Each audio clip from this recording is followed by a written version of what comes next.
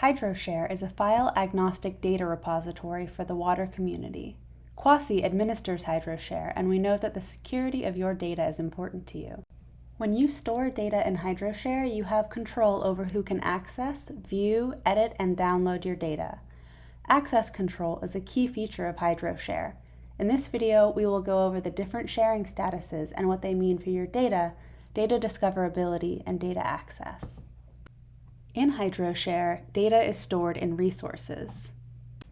When you create a resource, a landing page is created for your data that will include a robust array of metadata options. From the resource landing page, users can control data access and data privacy.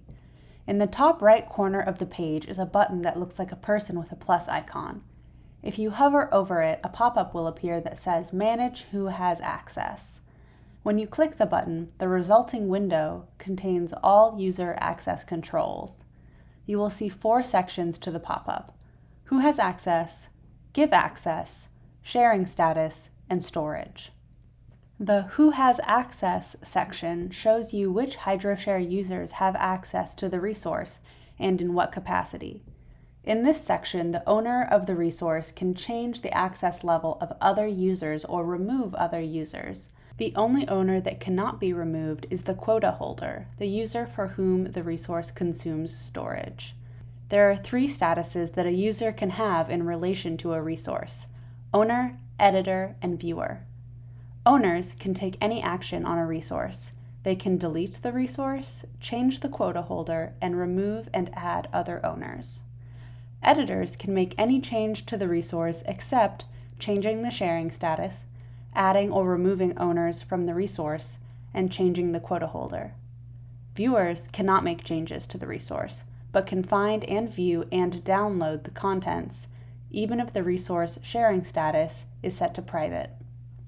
The next section of the window is the Give Access section.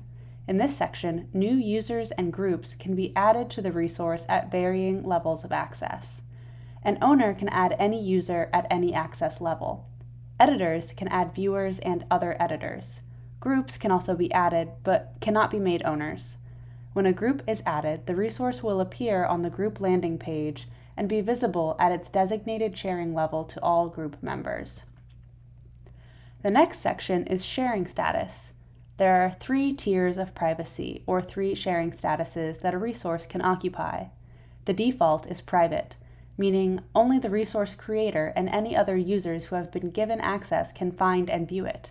The resource will not appear in any searches.